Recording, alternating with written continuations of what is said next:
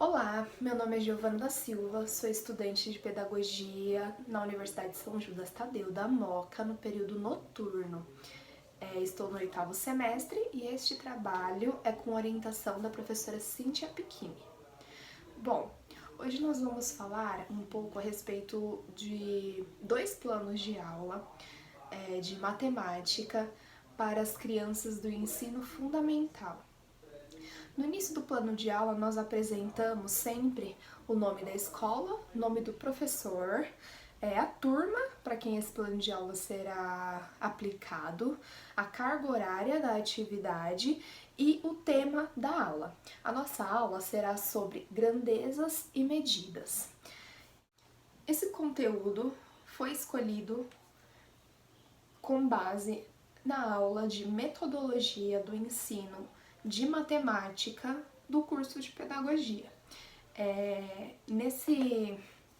Nessa matéria, nós vimos a importância da BNCC e de todos os componentes que podemos encontrar nela, para que os alunos de fato aprendam e para que eles de fato se desenvolvam com base naquilo que a BNCC propõe para a idade de cada aluno e para cada eixo temático e, no caso desse, para cada disciplina ou matéria, né? Então, em grandezas e medidas, o aluno ele deve ser capaz de saber o que é maior, o que é menor, onde cabe mais, onde cabe menos, qual recipiente comporta mais massa, qual recipiente comporta menos massa, enfim, qual está cheio, qual está vazio. Então, nós trabalharemos isso na aula de hoje. Para esse plano de aula, nós também separamos a competência socioemocional, que também está presente na BNCC, que diz sobre atuar em grupo de forma funcional e se mostrar apto a construir novas relações com respeito à diversidade e se mostrando solidário aos outros. Escolhi essa competência porque os alunos trabalharão em grupo durante esta atividade.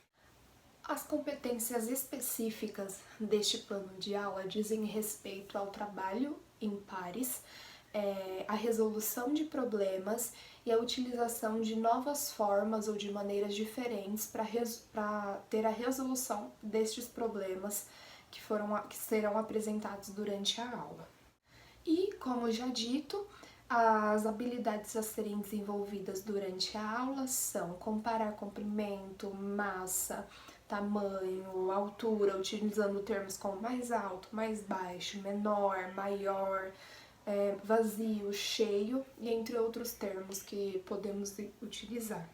Os objetivos para esta aula são identificar a capacidade dos recipientes, compreender a diferença da capacidade de cada recipiente e perceber qual recipiente cabe mais e qual recipiente cabe menos. Os procedimentos de ensino são a aula expositiva dialogada e atividade em pares. A avaliação para essa atividade será diagnóstica. Inicialmente, o professor vai observar a participação dos alunos em aula e a compreensão dos mesmos com base na atividade final. Os recursos para essa atividade serão folha de sulfite, potes de tamanhos diferentes e algumas fotos de alguns animais. E a estratégia que será utilizada é a seguinte: inicialmente, o professor vai pegar foto de diferentes animais ou de diferentes objetos em revistas, jornais, livros, e ele mostrará aos alunos esses diferentes objetos ou animais. Seria interessante que, no caso de animais, por exemplo, o professor mostrasse a foto de um gato, ou a foto de um pássaro, a foto de um elefante, a foto de um leão. E lembrando sempre que este plano de aula é para alunos do primeiro ano do ensino fundamental.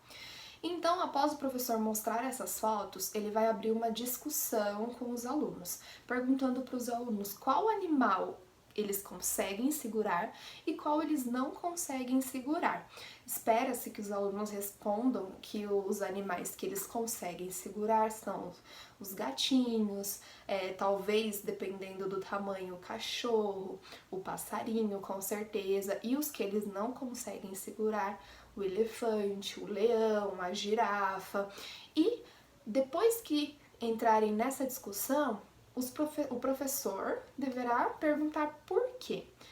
E os alunos devem interagir e espera-se que eles respondam que não conseguem segurar porque eles são muito pesados e o peso é muito diferente dos animais pequenos, dos animais considerados de porte pequeno, os animais domésticos. Após essa discussão, o professor deverá dispor para os alunos potes de diferentes tamanhos. Ele pode apresentar um copo, ele pode apresentar uma garrafinha de água, ele pode apresentar uma jarra. E após apresentar e distribuir para a turma, que estará inicialmente em grupos ou pares, ele deve pedir aos alunos que eles coloquem em ordem decrescente, ou seja, do menor para o maior, em relação ao que cabe mais e ao que cabe menos. Então, os alunos colocariam os potes que cabem menos primeiro e, por último, os copos que cabem mais, os recipientes que cabem mais, conforme a percepção deles. Após isso, os alunos deverão, com certeza, concluir que nos potes menores cabem menos coisas. Pode ser água, pode ser algum mantimento, algum alimento, ou até mesmo objetos, brinquedos. Eles deverão concluir que nos potes menores cabem menos coisas do que nos potes maiores.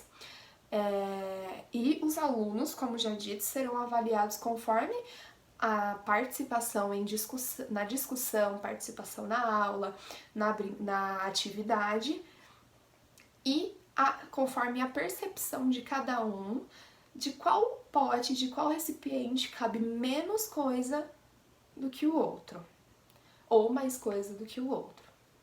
Seguindo a mesma linha de raciocínio, preparei um plano de aula para crianças do 5º ano do ensino fundamental. Obviamente, deixei o cabeçalho da mesma forma, mudando apenas o ano em que as crianças estão, a carga horária continua, permanece com 1 hora a aula e o tema permanece como grandezas e medidas. Porém, o conteúdo aprendido nesta aula será a respeito do litro e do mililitro. Na primeira aula, para o 1º ano, as crianças terão esse tema de uma forma mais simples e objetiva e mais fácil, de fácil compreensão, até porque são bem mais novos. Então, eles terão que compreender qual recipiente cabe mais, qual recipiente cabe menos, qual animal mais pesado, qual animal mais leve, para que de fato eles tenham essa compreensão de que existem diferentes pesos, medidas, grandezas e massas. Já no 5º ano, as habilidades a serem desenvolvidas são um pouco mais difíceis. Porém, a BNCC nos apresenta que devemos dar continuidade àquilo que eles aprendem desde o início, tornando mais difícil e de mais complexa compreensão. A área de conhecimento continua, grandezas e medidas, como eu já falei, o componente curricular continua de matemática, a competência socioemocional ainda é a mesma, competências desenvolvidas ainda são as mesmas, porém, o que muda são as habilidades a serem desenvolvidas. Essas habilidades a serem desenvolvidas ainda dizem respeito à área, massa, tempo, temperatura, capacidade, etc. Porém, para uma aplicação mais no contexto social e no contexto mais usual. Então, isso que os alunos aprenderem nesta aula deverá ser convertida em um ensinamento que eles poderão usar para a vida deles em um contexto de vida diária, em uma atividade de vida diária, em uma atividade de vida prática. Os objetivos são: conceitual, relembrar ou conhecer a diferença entre litro e mililitro, compreender a diferença de capacidade de cada recipiente, bem parecido com o objetivo do primeiro plano de aula, e atitudinal, manipular recipientes com diferentes medidas. E isso incluindo na vida diária, na vida prática de cada aluno. Os procedimentos de ensino são aula expositiva dialogada e atividade em partes, assim como a primeira atividade. A avaliação também permanece diagnóstica, com base na participação de cada aluno em aula e na atividade e na discussão. Os recursos são recipientes de diferentes tamanhos e água, ou qualquer líquido que possa encher, mas água é o mais fácil, né? Bom, inicialmente a professora irá retomar para alguns alunos a explicação da diferença entre litro e mililitro. Provavelmente nos anos anteriores, entre a primeira série, o primeiro ano, e o quinto ano, os alunos já ouviram falar de litro e mililitro.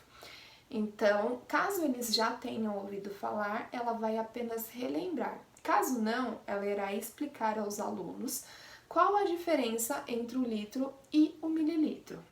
Além disso, a professora vai perguntar aos alunos onde eles podem encontrar recipientes que marcam o mililitro, ou onde eles utilizam esses recipientes para medir algum líquido em mililitro. Nesse momento, o professor deve esperar que o aluno responda que eles encontram o mililitro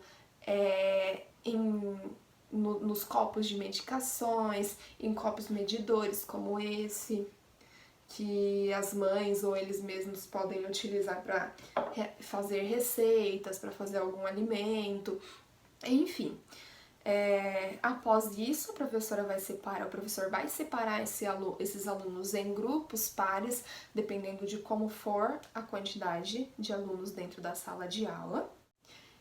E para cada grupo ou para cada par, a professora deverá entregar um recipiente pequeno e um recipiente grande relacionado a esse recipiente pequeno.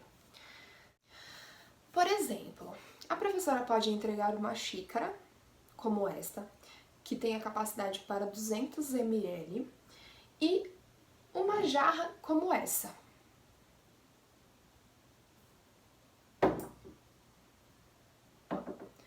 A problemática está em quantas xícaras eu preciso para encher uma jarra dessa. Quantas xícaras de 150 ml eu preciso para encher uma jarra de 1 litro? Para isso, o professor deverá disponibilizar água, muito provavelmente ou espera-se que uma água que possa ser reutilizada em outros momentos para lavar alguma coisa, até pelos funcionários da própria escola, para que essa água não seja desperdiçada. No caso da xícara e da jarra, os alunos precisarão de 5 xícaras de 200 ml para encher uma jarra de 1 litro. E a água será utilizada para que os alunos, nesse momento, não precisem fazer tantas contas. Então, ele vai encher a xícara algumas vezes e vai anotando no seu caderno quantas vezes ele encheu a xícara até que a jarra esteja completamente cheia. Isso se aplica a outros recipientes, por exemplo. Quantos copos descartáveis eles precisam para encher uma garrafa PET, e assim vai. Após isso, após a resolução dos problemas pelos alunos, eles deverão anotar o resultado em seu caderno, como já dito, e sentarão em roda a sala inteira e irão discutir com os outros amigos qual foi o resultado. E além disso, seria interessante se o professor instigasse nos alunos uma discussão supondo qual o resultado dos outros alunos. Então, ao invés de cada aluno falar de forma livre qual foi o resultado da sua questão, do seu problema, seria legal se os outros alunos fossem supondo quais os resultados. Como já disse, os alunos serão avaliados com base na participação e na resolução do problema, de uma forma diagnóstica. Muito obrigada por quem viu o vídeo até aqui, espero que possa ser proveitoso e interessante para cada um de vocês.